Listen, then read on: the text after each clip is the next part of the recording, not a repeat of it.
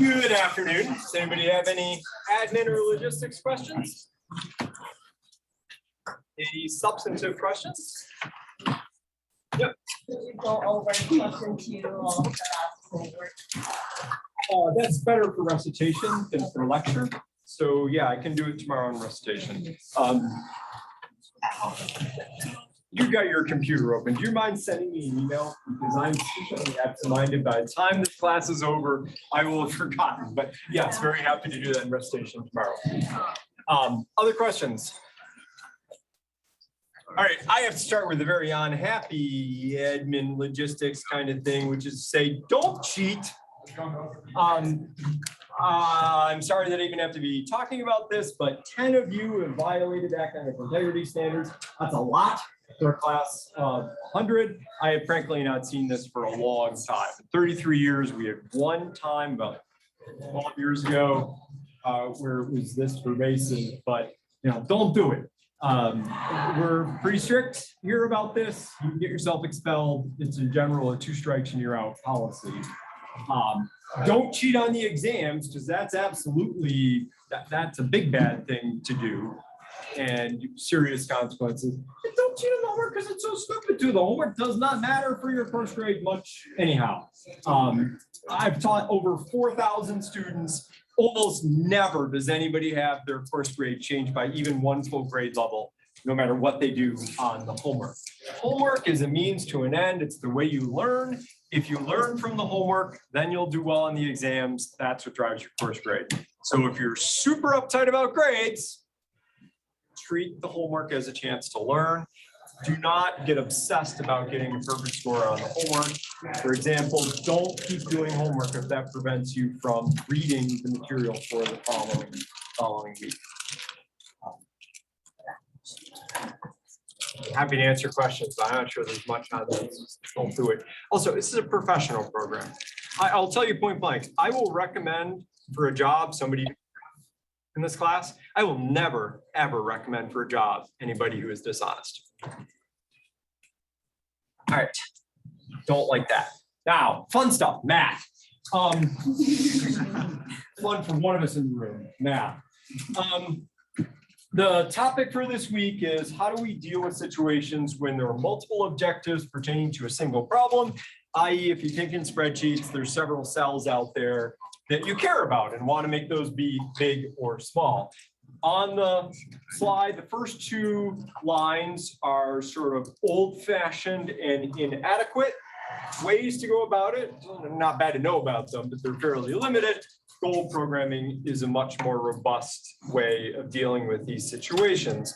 And in a nutshell, it goes like this. You build your model, and it's maybe got 10,000 X's. You've got some model of the operational activity, and there's, say, 7 cells in it that you care about. You want to have be big or small. You cannot point solver to all 7 simultaneously. It just gives an error.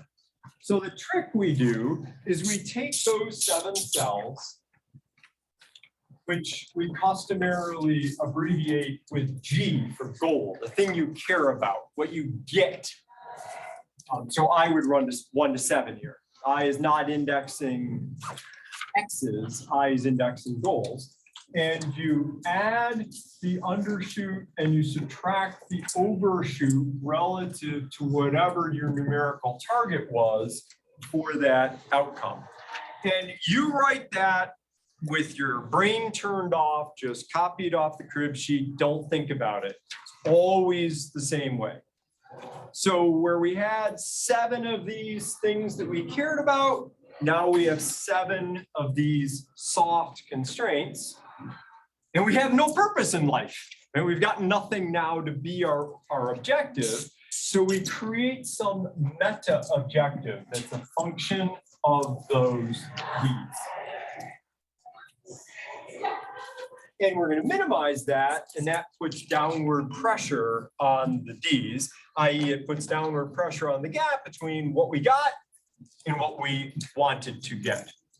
And in the real world, those objective functions are going to have weights in them. For instance, the classic objective function is minimize a sum over I, meaning summing over the goals, just a weight times the undershoot and a weight times the overshoot. So yellow times blue, or sometimes we express the deviations in percentage terms by dividing by the target value, but that's yellow, so that doesn't change anything meaningful. But the point is, when there are these weights, I can hit return once for a particular set of weights, and I can get a performance in terms of what I care about, and then copy that, put it in a table. I can show that option to the boss. But if the performance is really, really bad, say on undershooting goal 5, then I just crank up W5 minus to put a bigger penalty on undershooting goal 5, solve again. And there will be a different set of X's. So those 10,000 blue cells will all get jiggered around, and I'll get different performance. And I'll copy that, add that to the table. And I just keep repeating that because every time I do that, I'm creating something that is feasible with respect to the hard constraints and efficient in how it's trading off performance on those conflicting objectives. So I'm sort of tracing out a frontier. Are those weights, they're not uniform across goals, they're specific to, you know, the undershoot? You're thinking way too hard. Don't be that smart, right? Just make them all 1 to start with. Or, you know, how old are you? 26. Make them all 26. It's fine, doesn't matter. Just plug some numbers in, solve it, and you will find an efficient and feasible solution and performance. Then you look at how well it did, and if it is failing in some particular dimension, then just crank up that weight. Make that weight be my age. It'll be a much stronger penalty. Yeah, the weights are a means to an end. They don't really have much meaning. And I've got a slide, and I'll get to in a minute, where I say that very explicitly. All right, so that's the basic structure. Quick aside, often the end of chapter problem will say, or an exam problem will say, make the weight for goal 1 be 3 times the weight for goal 2 or something like that. I've just told you, you don't really know what these weights are. Why are the questions phrased that way? Just so the TAs have something specific to grade. Right? In the real world, we do lots of different weights and trace out the frontier. But if we wrote the homework like that, the particular dots you found might be different than the particular dots you found, just sort of hard to grade. So in the end of chapter, show you know how to do it sense, it won't be uncommon for the specific weights to be specified, but that's really kind of artificial. The real power of the method is the ability to try lots of combinations of weights and trace out the frontier. All right. What are the objectives? This is sort of the classic one. The other alternative is this magic minimize maximum percent minimize Q thing. The equations for the minimax Q are given in the lecture notes, but it'll be easier when we get to an example. This is a slide where I basically say,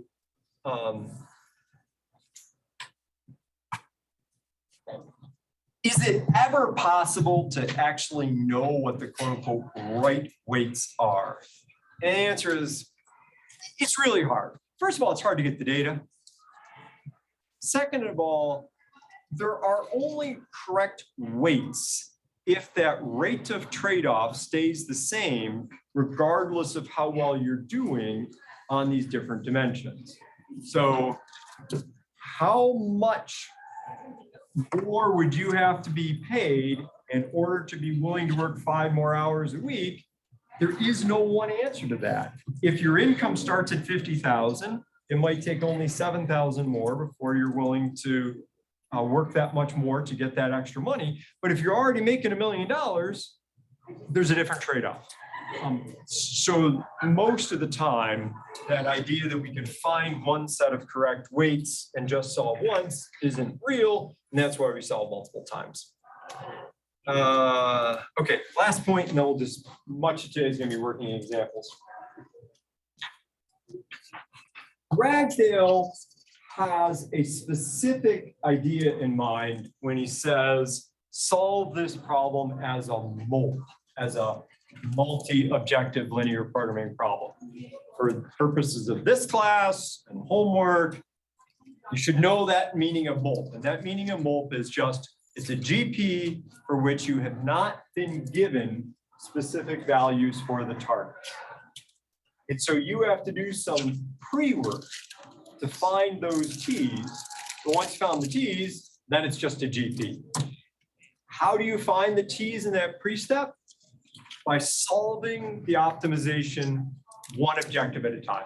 So if there were 7 of these things you cared about, first thing you do is you point solver to that first cell and totally ignore the other 6 and just see what's the very best I can do on that goal.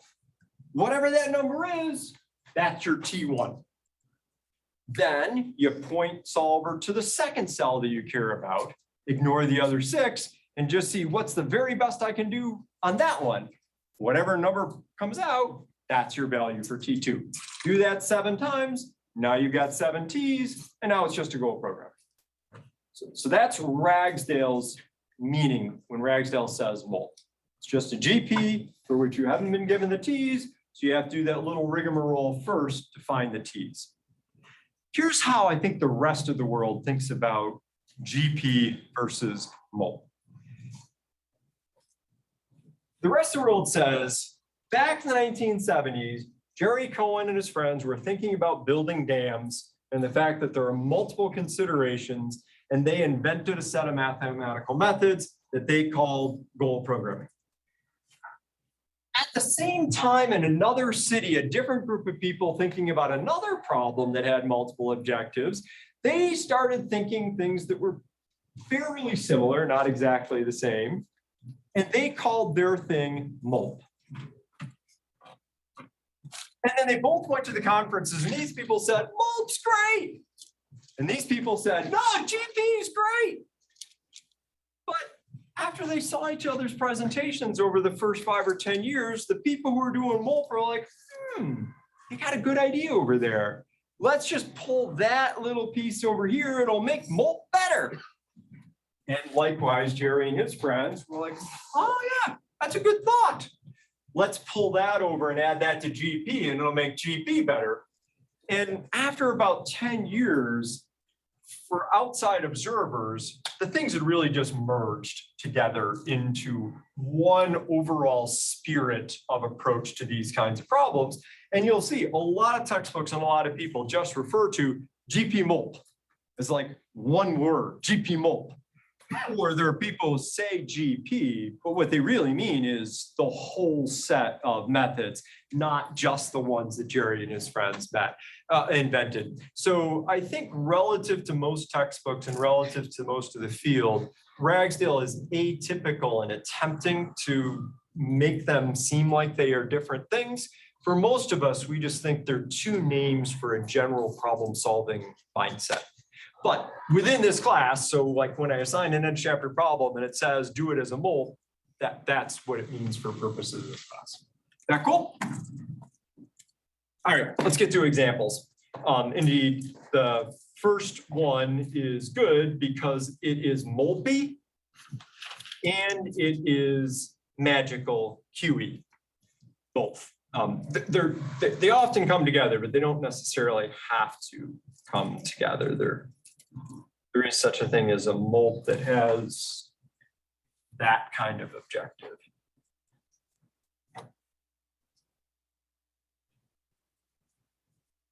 Okay, did we talk about this at all in this section on Tuesday? We didn't get to this all. Okay, cool. Well, take 90 seconds to read the problem.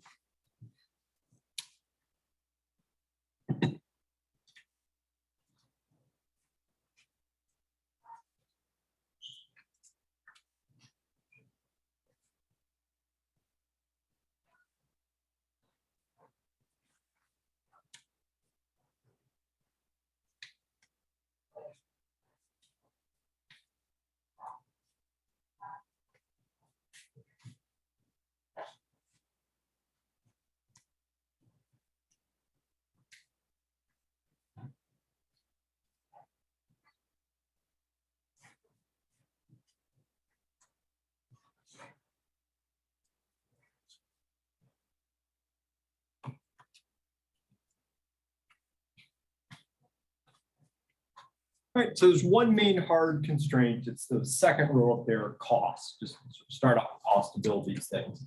But there's two objectives, the first row and the third row. We want to create jobs and we want to maximize return. Return is essentially just a fancy word for profit. What kind of problem is this?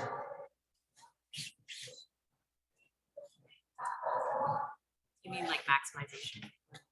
Capital. Well, we are going to maximize and it's a goal programming problem, but is this an assignment problem? Is this a blending problem? Product mix. Yeah, it's just product mix. We're trying to figure out how much to do of three different things. Now, it's not literally product mix in the substantive sense, but mathematically, it's just, yeah, three decision variables. How much of these different things are we going to do? And I am going to treat it as an LP. I'm going to ignore the integrality because that's good for our learning purposes. For real, yeah, you would have integer constraints in this, but we're going to leave those out.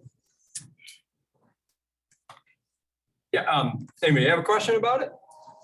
We're all set with the setting. So these are those parameters. I've got it set up with one column for each of our kinds of hot tubs, if you will. The only hard constraint is on cost. We have two different cells capturing how much we get, one for jobs, one for return. So like this cell is equivalent to 350x1 plus 300x2, but just for 3 x's. The problem says solve it as a mole. That's a fancy way of saying ain't got no target values to start with.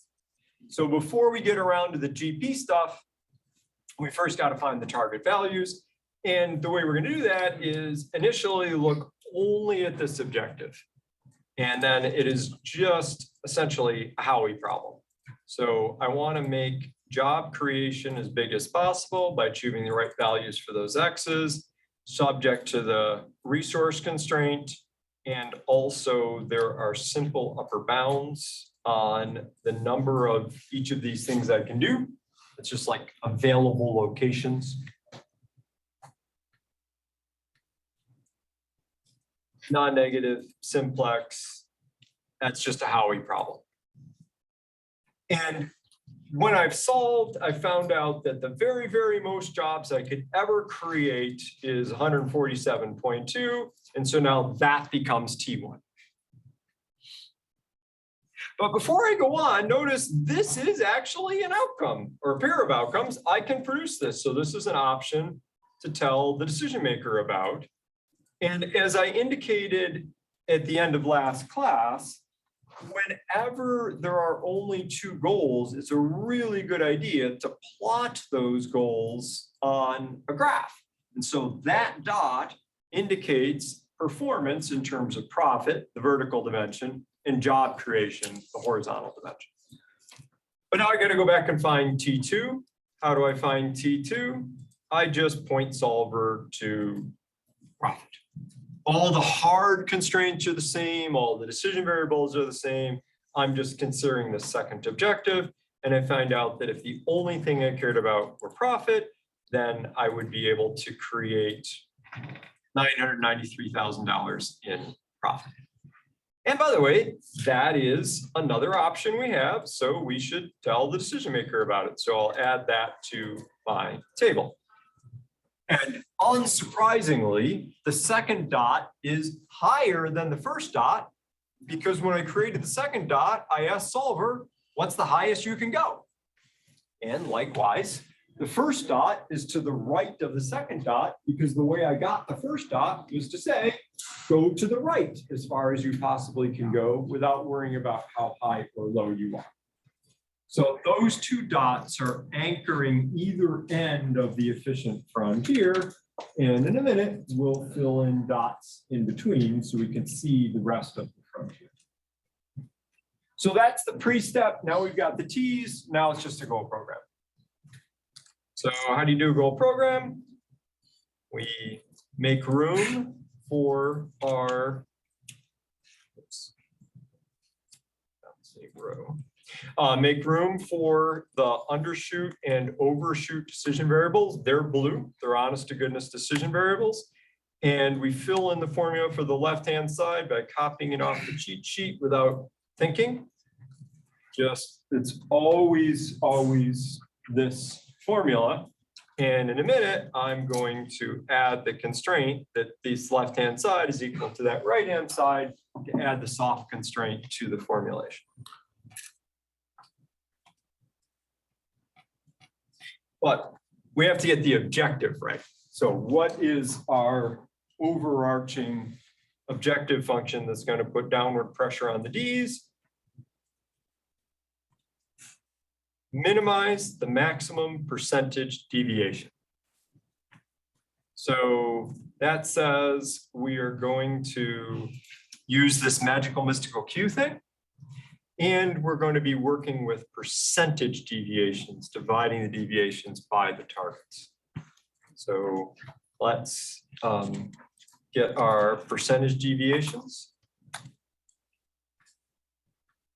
And there will just be a conforming box because that's just the deviation divided by its target. And I should add the values in the blue cells right now don't mean anything because we haven't run solver yet. So they will not be zeros in the end. And obviously these are not now equal to those. That'll only be true after we run solver. Okay. So percentage deviation, just deviation divided by T. Then comes the fun part. Now we get to introduce the magical, mystical Q.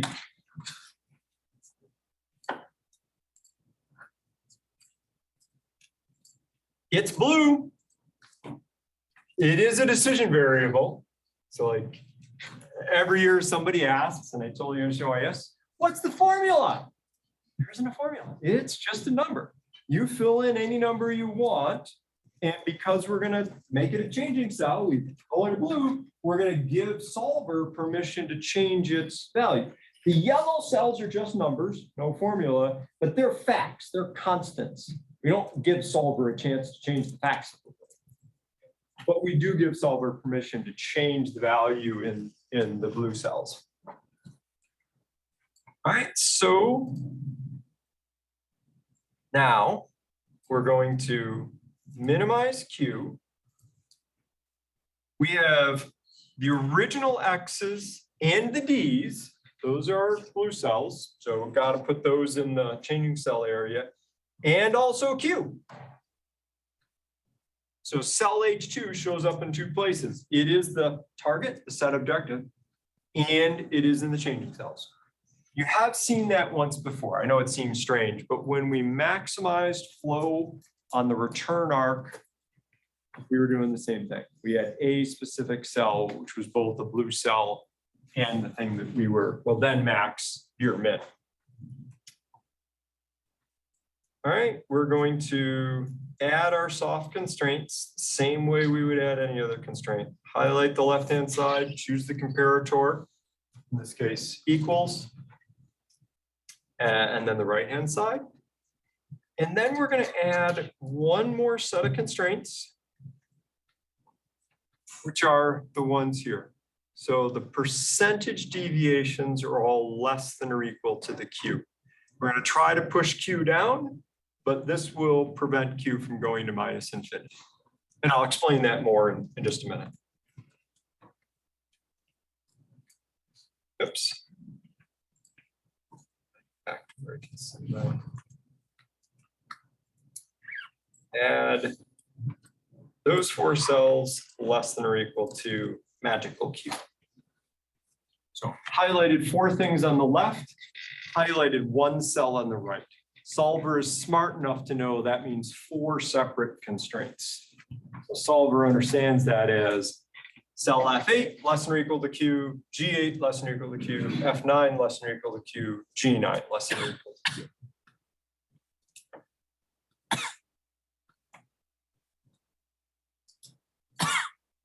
Run solver. And we have a solution that meets all the hard constraints, and it does this well. So we can add that to our table. And it's in between. And in fact, look at these percentage overshoots and the value of the Q. The minimax Q is sort of balancing the extent to which the two goals are missing the targets in percentage terms. So the very first dot was just all I care about is jobs. The second dot was all I care about is profit. And now we're like, care about both those things about the same. I want the same percentage miss on both of those goals. And so I find a dot on the frontier that's intermediate. In the solutions, do we care that the jobs are not an integer? In the real world, you would solve this as an integer problem. I'm choosing to solve it as an LP because it just helps pedagogically to learn the ideas.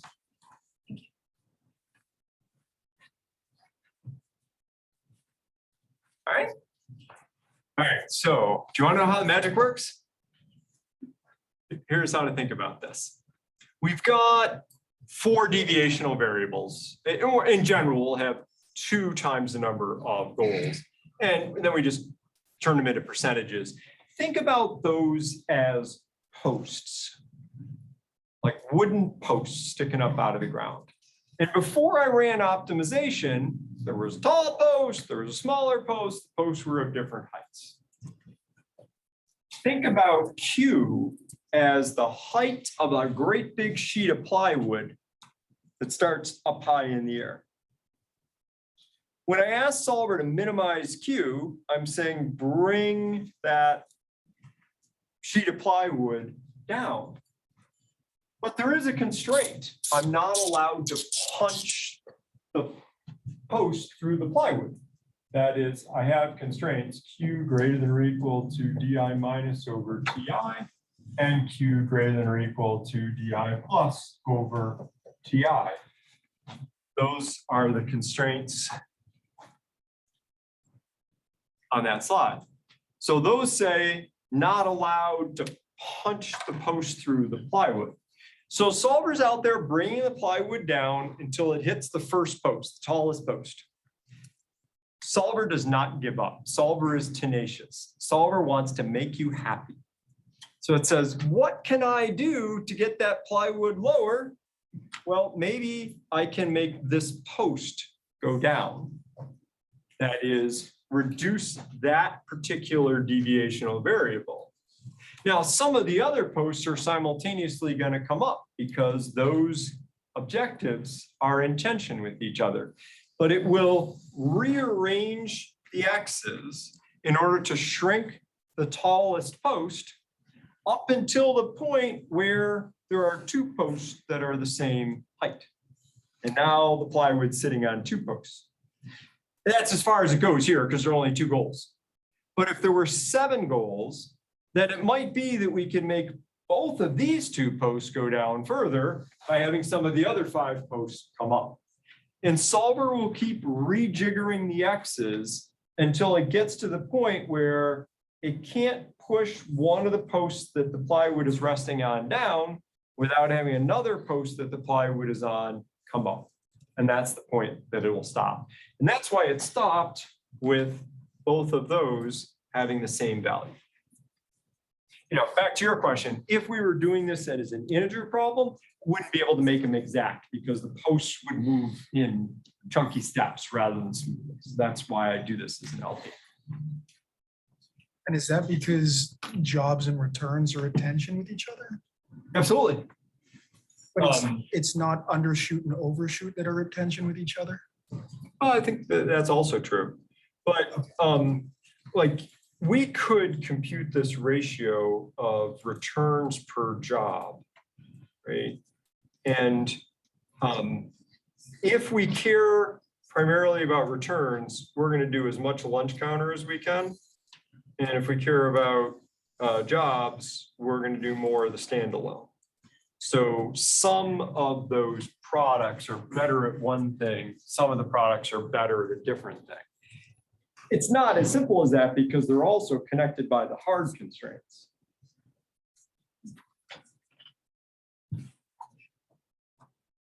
Okay, so now you might ask, can I find any more dots? The answer is, yeah, we can find more dots. So the textbook problem said minimize the maximum percentage deviation, which is the equivalent of saying minimize the weighted percentage deviation with all the weights being what? So this textbook problem said solve for one specific set of weights. And that's just so the TAs can look for a specific number to solve. But what we really want to do is trace out that frontier. So let's introduce weights. And as a practical matter, we only want to weight undershoot. There will ever only be undershoot.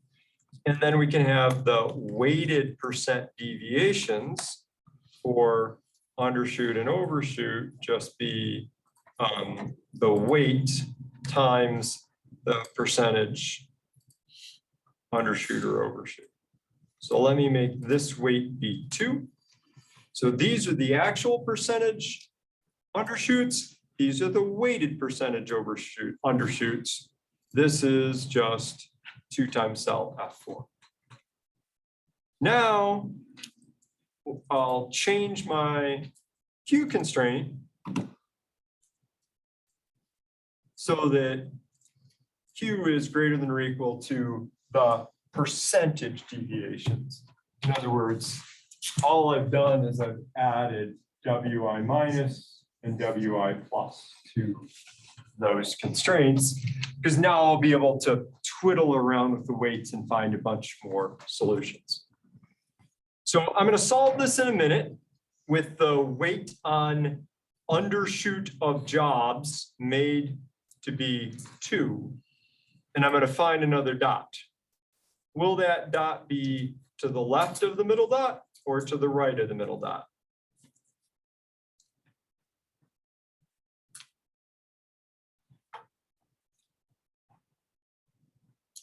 I'm going to put a bigger penalty on failure to achieve on jobs. So I will do better on jobs. So I'm going to move to the right.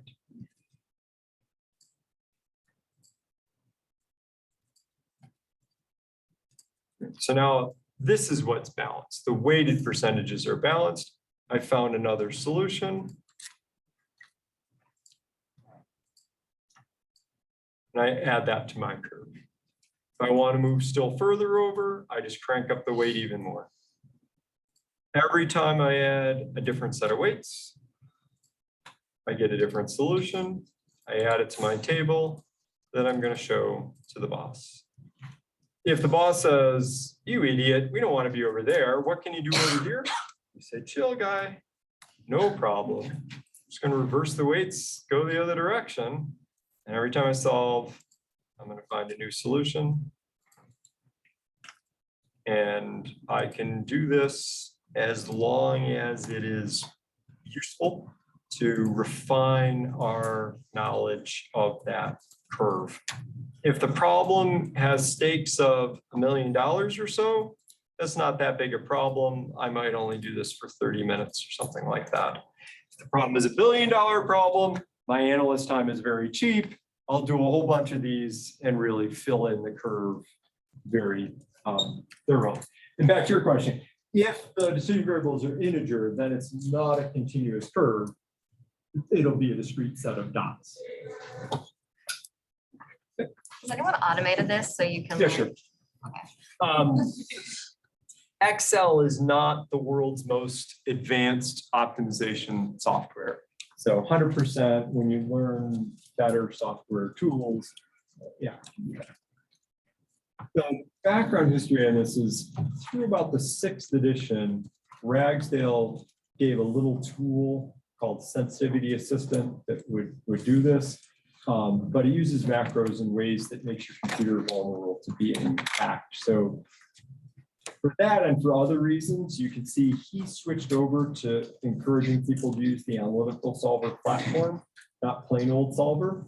But my experience teaching is that analytic solver platform overwhelms new students with the number of buttons and options and so on. So I much prefer teaching with plain old solver. I think that I actually know Dan Filstra, the guy who is home from Frontline Systems, and I've talked to his engineers and so on, and they're smart, they're nice. They do not have that style sense that Apple does. Where, like Apple products are just kind of intuitive. Analytical Solver platform has all the elegance of Microsoft projects. So anyway, I don't use it, but yes, real software, absolutely, you can automate it. Why don't we weight the overshoots in this problem? Two reasons. One is, how much do you want to penalize yourself for making more money than your wildest dreams hope for? And the second is, it's physically impossible to overshoot when the way we got the target was by putting 100% attention on that goal. So we found the 145.2 by telling Solver, maximize jobs. Don't even think about profit. I don't care.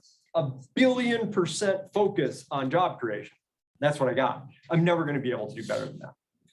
So there are many of you who are going to say, oh, I can be clever. I can leave this overshoot variable out of my goal constraint. And yeah, so you saved Solver from 1 blue cell.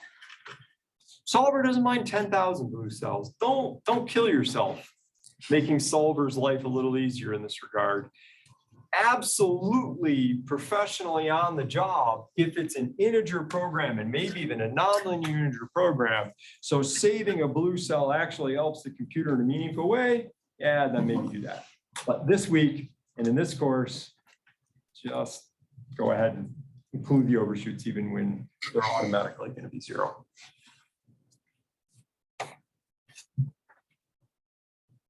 All right, so that's that problem. We interrupt this series of worked examples to do a digression on graphs that illustrate performance in GP. I love Ragsdale's book. This is one place where I think he misses the boat a little bit. His graph at the back of this chapter has the X's on the axes. That does not generalize to professional size problems with 1,000 X's because you can't draw the picture if there are 1,000 X's. However, you can instead make the axes be how well you do on the stuff that you care about. And there are many real professional problems with just 2 or 3 goals that you care about. 2 or 3 X's, very rare. 2 or 3 goals, that's not uncommon. So I want to talk a little bit about what that looks like. So this is the same problem that Ragsdale did in chapter 7, where it's Howie, but Howie doesn't want to emit pollution. So on these axes, where would you most like to be? Which corner? I want a lot of profit while destroying the world minimally. My smiley face is in the lower right. But it is physically impossible to get all the way to the lower right.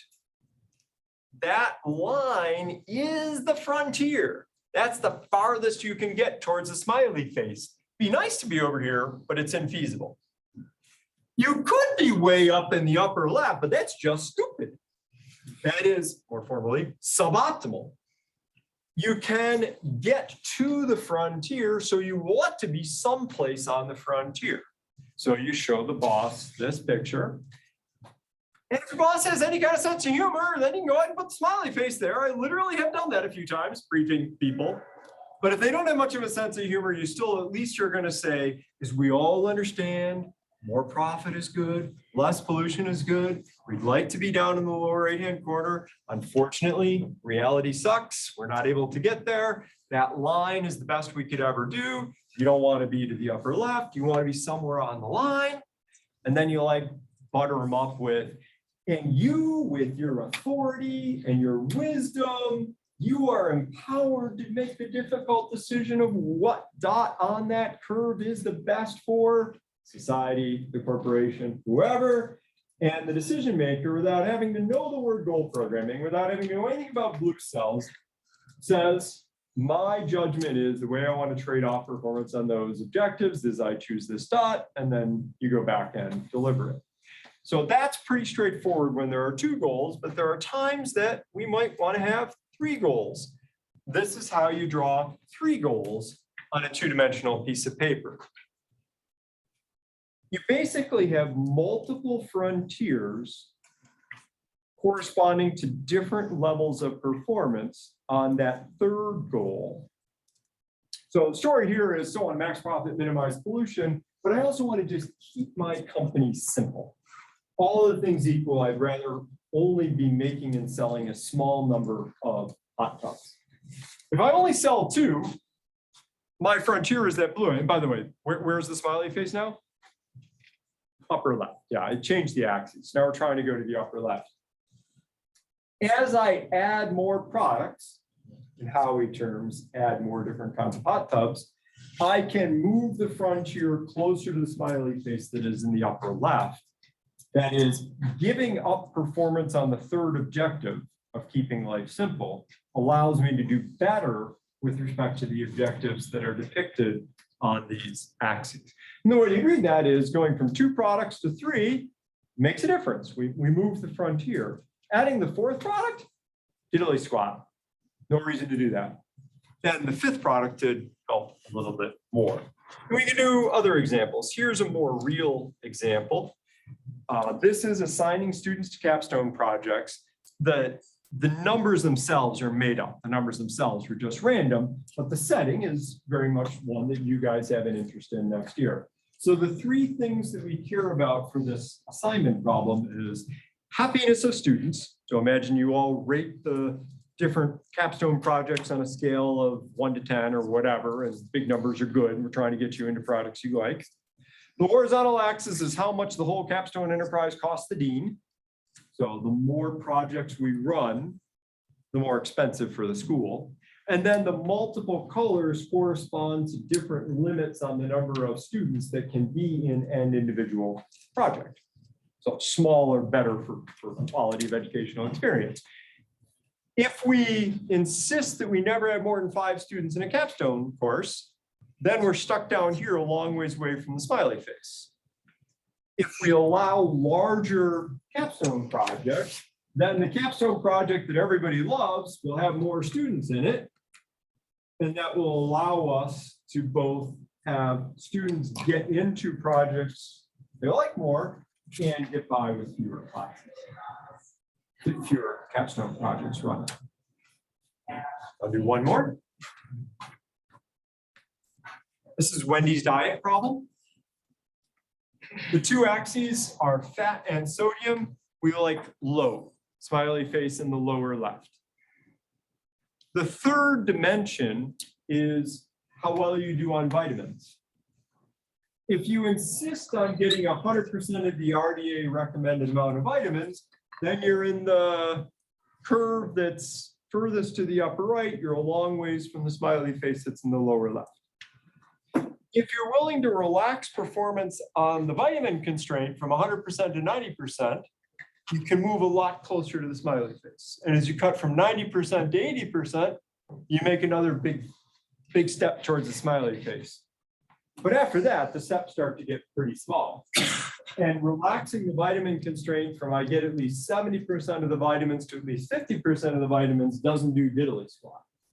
And the reason basically is at that point, those constraints are no longer binding. There are other things that are limiting your capacity to reduce sodium and fat, such as the need to get calories, the need to get protein, and so on. So the overall story here is absolutely use this graph. Everybody can understand this graph. It's very powerful. But don't think you have to stop being graphical just because you have a 3rd objective. There are ways, it's harder to brief, takes a little longer to get used to, but we can represent a 3rd goal on a 2-dimensional screen. Yep. You have examples Um, like that we could see, because I imagine. I don't have any examples in the PowerPoint, but the fall class has a couple of other tricks. I will tell you that when I started working at RAND in '94, Rand was trying to push the frontier of visualization to support policy decision makers. And a friend of mine and I were on a project where they created a graphical interface that showed 6 dimensions simultaneously. I'm colorblind, I could not figure it out, but the other dimensions were depicted by shape, size, and color of dots or pixels.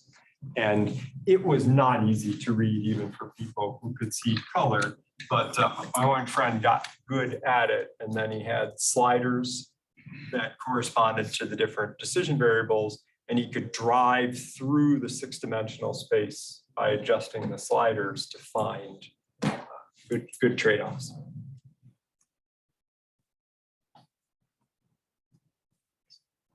All right, back to examples. The way you learn this, just do so many examples, you just get sick of them. So we've got 24 minutes left.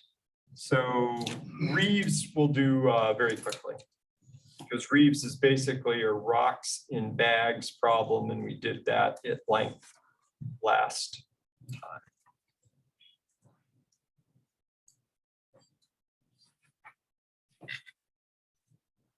In fact, actually, I think I'm going to skip Reeves and go straight to Abington. We can come back to Reeves if there's time, but I think Abington is better. So this is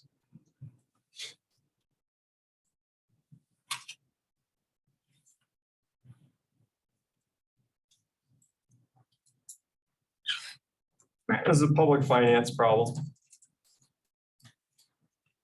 Take 2 minutes to read it so you understand the problem, and then we'll do it.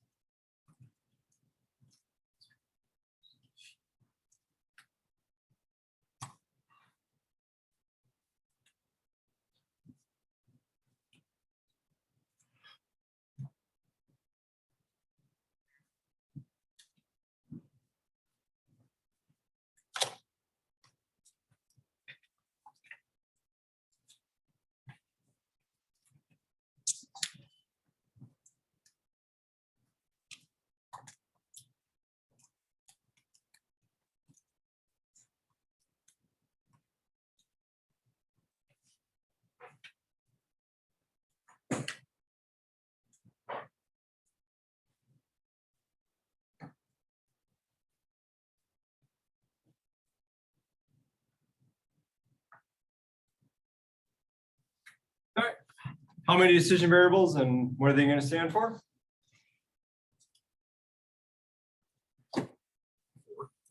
4 decision variables, 1 for each of the different types of tax, and they are the tax rate in percentage points. What kind of problem is this? It's probably a mixed problem. Again, it's just, trying to decide how big to make each of those 4 things. Mathematically, it's essentially like a product mix problem.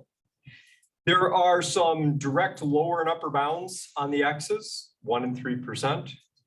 The main hard constraint is we have to generate at least $6 million. There's also a little hard constraint that says, where to go? It's about the food tax and the sales tax.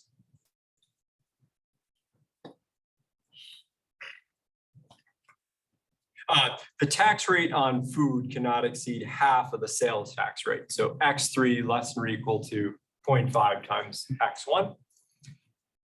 We have 3 goals, and they have to do with the amount of money that low-income people pay in taxes, the amount of money that middle-income people pay in taxes, the amount of money that upper-income people pay in taxes, and we're given target values for those numbers.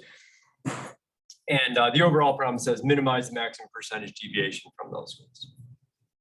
Does that make sense? So I'm going to start with the template to save typing time. So a column for each of the types of hot tubs, if you will. It's obviously not types of hot tubs, it's tax rates. These are the lower and upper bounds. Then the food tax is going to be less than or equal to 1/2 times the sales tax. So that's set up for that.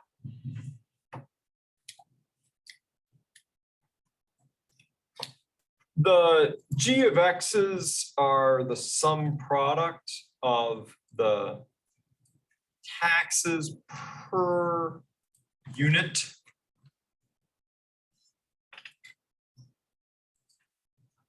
times the tax rates of those 4 different types. But I'm going to implement it step by step, just because then we'll be able to see the full breakdown of not only the totals paid by each group, but also which taxes they're paying. And then the G of X just adds across the row. So low income people will pay $200,000 in sales tax, $600,000 in property, 50 and 160. Add it up, that's the total amount that they are paying.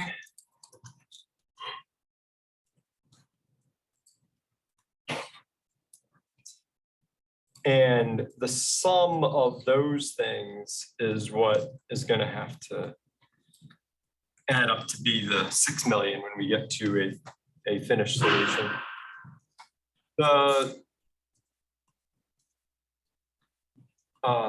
under and overshoot, those are decision variables. Excel will fill those in.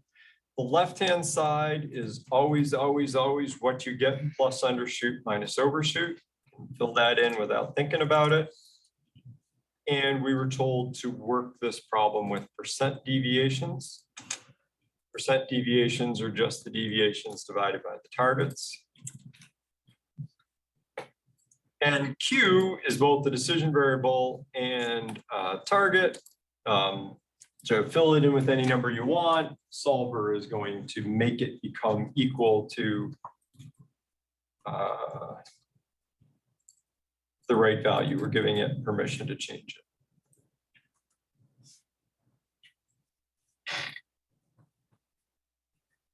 it.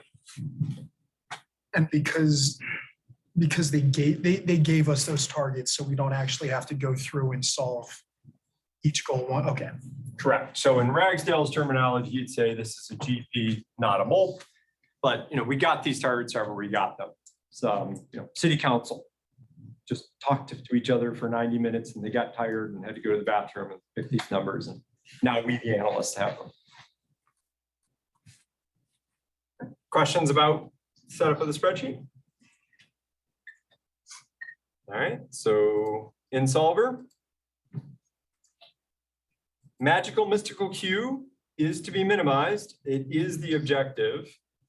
We have to tell Solver it has permission to change the actual X's, the decision variables for the problem itself. The D's, those are decision variables, and we got to give it permission to change Q, or it's going to sort of give us an error and say, I don't have any way to make that thing small. We have to add the hard constraints of the problem, and the hard constraints are these different tax rates all have to be at least 1. They must be no more than 3. That food tax has to be less than or equal to half of the sales tax, and we have to raise $6 million. So those are just the hard constraints. I don't know if I should say just, I'm not saying it's easy to do them, but there's nothing Chapter 7 specific about any of that. But now the chapter 7 specific part is we add the soft constraints by saying the left-hand side is equal to the right-hand side. And I add the constraint that the percentage deviations are less than or equal to Q. So that's really adding 6 constraints all in one step.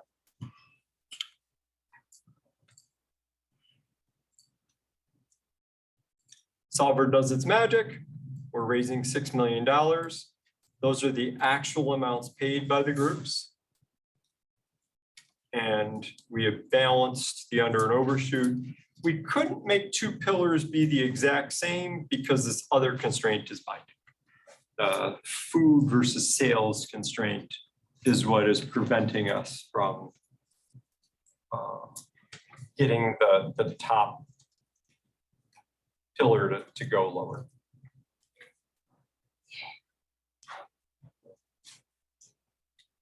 What was the formula for Q again? For For Q? ain't none. It's just a number. So like when you think back to the Howie problem and there was a blue cell for X1, what was the formula? There wasn't, it's just the numbers. But because it's blue, solver has permission. What is, you mentioned a constraint on Q. What is that again? I just erased it. But we'll put it back up. I want to do this algebraic formulation. It's those guys. And how does, So we've asked solver to bring that plywood down as much as possible, but there's a constraint. We can't punch it through the post. And it was true that at the optimal solution, one of those was binding. So 13.53, 13.53. So the plywood got stopped on that post. and you just do the under is less than Q, the over is less than Q in solver? Okay. Yep, because in general, deviation from what you want is not a good thing, either under or over. Now, I don't have it up anymore. When you're doing it with weighted percent deviations, often you choose a weight of 0 on one side.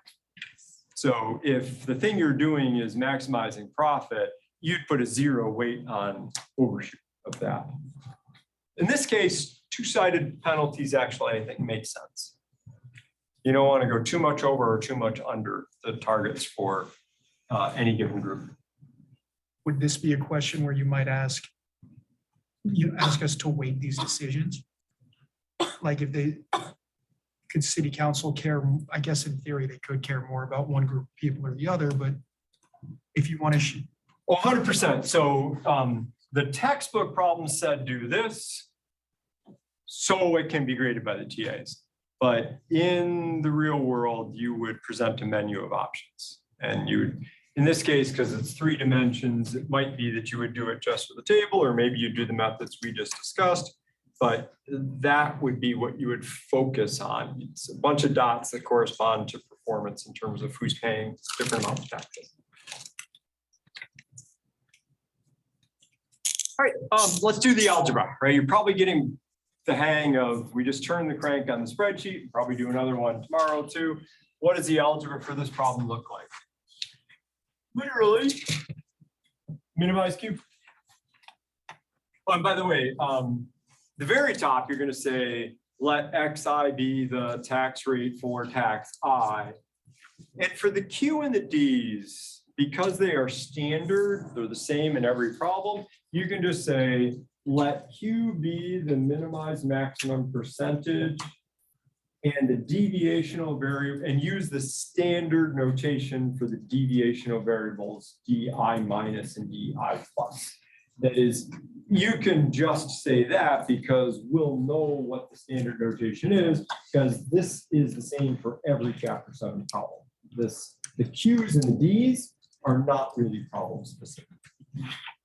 Now, minimize Z equals Q, subject to, and customarily we put the Q constraints immediately after the objective. So one of those constraints is D1 minus in percentage terms is less than or equal to Q. And another one is D1 plus divided by 1500 is less than or equal to Q. And similarly for D2 minus and D2 plus, except they have a different T. D2 minus over 2100 less than or equal to Q. D2 plus over 2100 less than or equal to Q. And 2400 is the value for T3. So D3 minus over 2400 less than or equal to Q. D3 plus over 2400 less than or equal to. So it's 6 constraints. And the custom is you put those right after the min Q.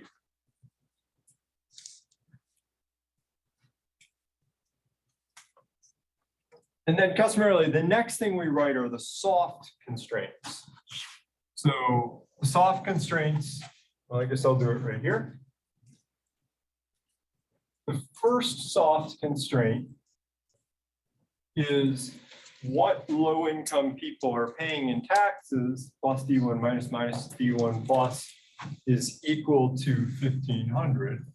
And what low-income people are paying in taxes is 200 x1 plus 600 x2 plus 50 and 80.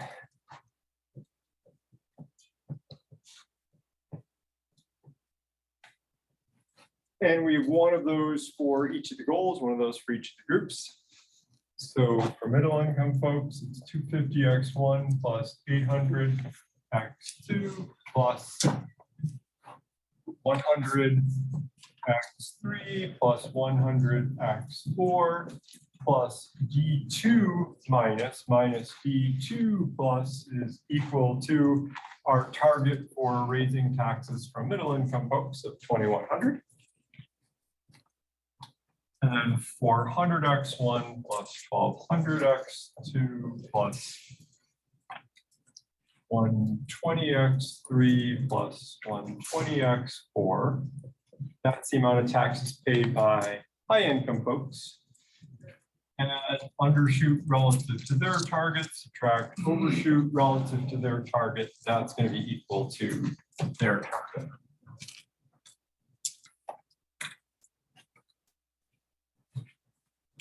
And custom is soft constraints come before hard constraints. It's not like a mathematical thing, but it's just where readers are going to expect to see that.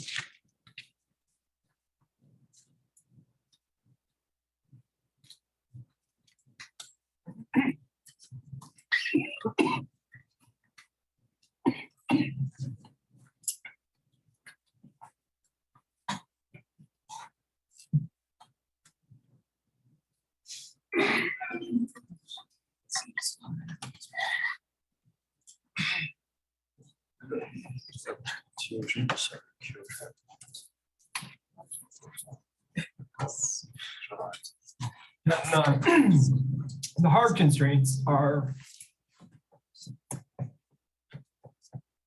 every tax is between 1 and 3. That food tax is less than half of the sales tax. You can include non-negativity. It's not like mathematically necessary because they're all already greater than or equal to 1. But it'd be common to do it. It also kind of says, hey, these are continuous. Is this 1 or xi is? First row, xi is greater than 1 and less than 3, right? Yep. Yep, that's this. And then we got to get the budget constraint. Budget constraint is basically add up all of that and it equals 6,000. Be a pain in the neck to write that out. So summing over the 4 taxes, summing over the 3 groups, the amount paid of tax I per percentage point of I by group J times those tax rates has to add up to the amount of money that we need to raise. That's that constraint.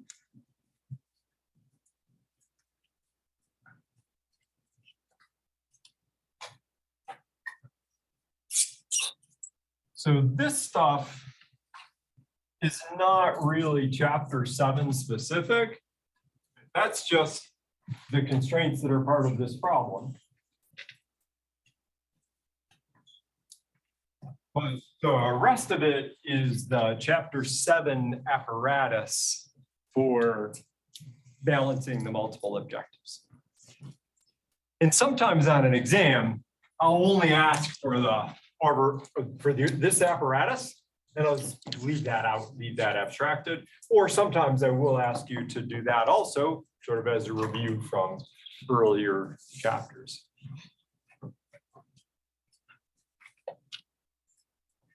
And in the real world, this stuff might be 5,000 decision variables, 2,000 constraints. This could be really, really big. But the apparatus that gets laid on top of it to balance the goals, that's always the size that it is. And it's not a lot of blue cells, because it's basically 2 blue cells for each goal and maybe Q. But that's not the part that's going to stress solver in terms of number of decision variables. What was PIJ again? It's these guys. Maybe it's not the best notation, but whatever, them. So yeah, on a homework, you would write PIJ is the amount of money paid by group J per percentage point tax of type I. On the exam, you would just sort of say PIJ is them things. Draw an arrow over to that part of the question on the exam because you're going to be short on time.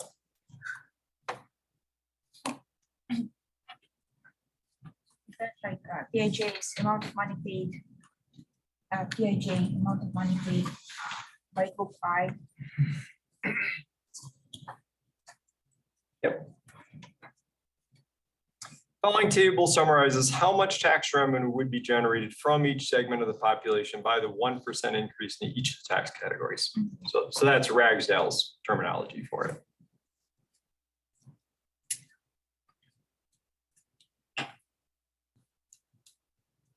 In the last class, you call them the meta. Yeah, I said that once we have the soft constraints, we need an objective. And the overall objective is I want to put downward pressure on those things. So I create, it's got nothing to do with Facebook. Meta meaning overarching, some overarching function of these Ds that I can press down to give solver an incentive to make those deviations small. Because the deviations are the gap between what you get and what you wanted. So we'd like them to be small. You can't make them all 0 because life's hard, but we have an objective that puts downward pressure on them. All good? Fine. Turn the crank one more time. I hope you're very bored, or if you're not bored yet, you're bored soon. Because at some point it should just be like, oh yeah, here we go again. So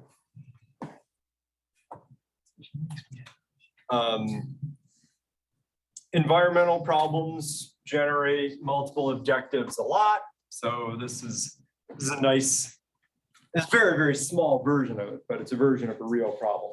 So the story here is we're going to burn coal to make electricity, but there's different kinds of coal. And so there's kind of a blending problem dimension here. What percentage of the coal should be type 1 coal? What percentage should be type 2 coal? What percentage should be type 3 coal? In this case, there's 3 feedstocks, but only 1 product because we're only running 1 power plant. But the real problems would be done by a utility that has a bunch of different power plants. And so then it's Xij, the percentage of coal burned at site J that is from source I.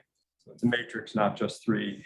And there are not only local constraints on pollution coming out of that stack, but under the 1990 Clean Air Act, you can put bubbles over multiple stacks and do emissions trading within the bubble So there are constraints on groups of stacks, but this captures I don't know if it captures the full essence of it, but it at least gives a nod to an important optimization problem that is solved all the time and involves juggling multiple objectives.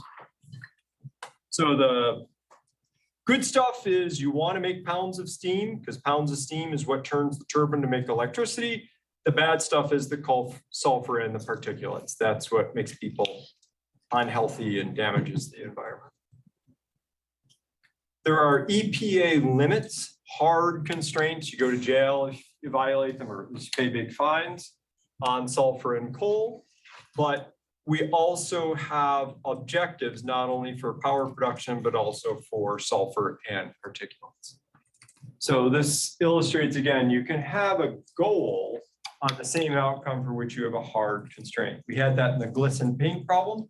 There was a hard constraint of not working more than 50 hours a week. There was a goal of not working more than 45. Totally fine to have a goal on the same thing that you have a hard constraint. Ragsdale says formulate it as a MOLP, i.e. he's not telling us what the targets are. And then minimize maximum percentage deviation. So maybe we shouldn't do that. Maybe we should do this one as a minimize weighted something, just because we've done a bunch of mini Qs, but any given problem, you can do either of the types of objectives. Everybody okay with the nature of the problem we're solving?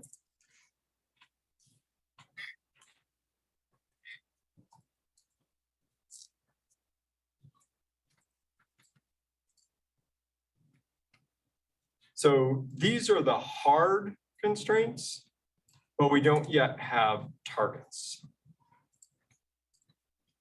First thing we're going to do is find targets because this is a MOLP. These are the what we gets. These are our G's. And these two G's also have hard constraints. In addition, there's a hard constraint that says percentages add up to 100%. That highlighted cell is just X1 plus X2 plus X3, and that's going to add up to 100%.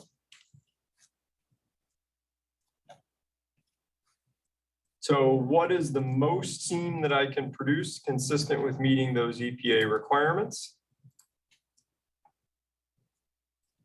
I want to make that big by choosing good values for the X's, subject to the constraint that I don't violate EPA rules and I don't violate the physical rule that percentages add up to 100%, non-negative LP. So that's like a Howey problem in a way.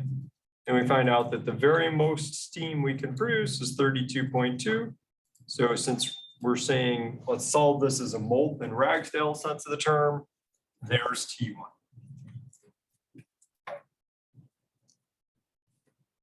Now we have to find T2. So we point to the amount of sulfur that comes out and make it small. We like low sulfur, but the decision variables and the hard constraints stay the same. And not surprisingly, it turns out in order to minimize sulfur, just only use coal number one, because coal number one is the best. And in fact, coal number one is the best on dust too. So we don't really need to run it a second time. Those become our targets for both of the pollutants. So probably this guy costs a lot of money per unit of steam created. And these dirtier ones, especially this one, is probably cheaper per unit of steam created. So the overall thing is, how do we maximize what we produce with the coal we buy while staying within environmental constraints? But now we're going to care a little bit about sulfur and dust beyond just meeting the letter of the law.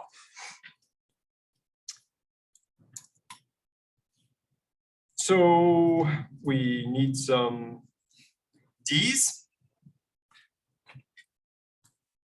The deviational variables are blue.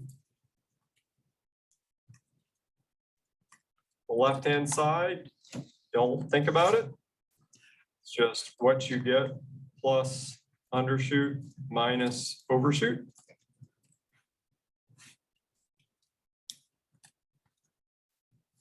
we were told to work this problem in terms of percent deviations. So that's the deviation divided by the target.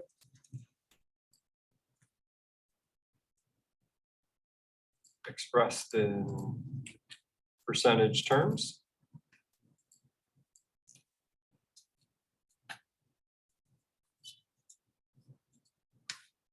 This problem says that we're just going to minimize the maximum of the percentage deviations. We'll introduce weights in a minute. So we'll Q the objective. The deviational variables are decision variables. Q is a decision variable.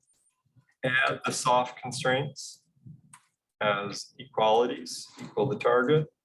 Add the constraint that the percentage deviations are less than or equal to the height of the sheet of plywood. And we got 3 posts all the same height. So we're missing all 3 targets by 19%. It's balanced.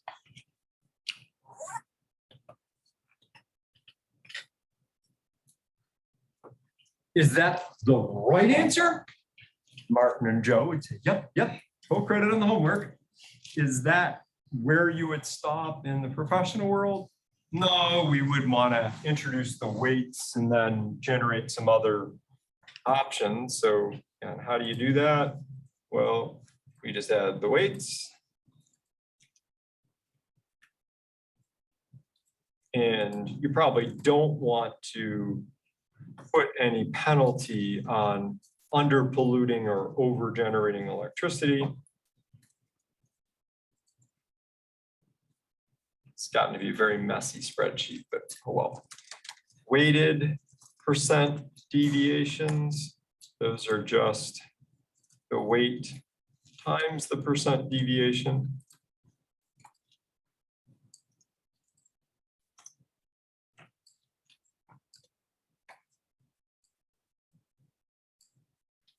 And now when we go back into Solver, we changed the constraint that had to do with Q. So instead of saying the percent deviations are less than or equal to Q, now it's the weighted percent deviations that are less than or equal to Q. So on what dimension would you like to do better? When you just did in bold, that's what we're doing right now with this current solution. What would you like to do better on? Sulfur. Want to have less sulfur come out. So yeah, this is really messy.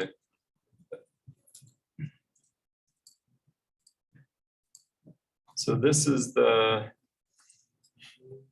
max Q. And then we're going to create a better on sulfur.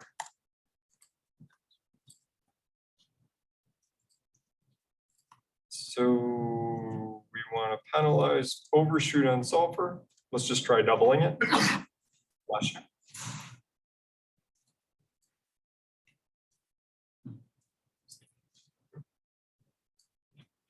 And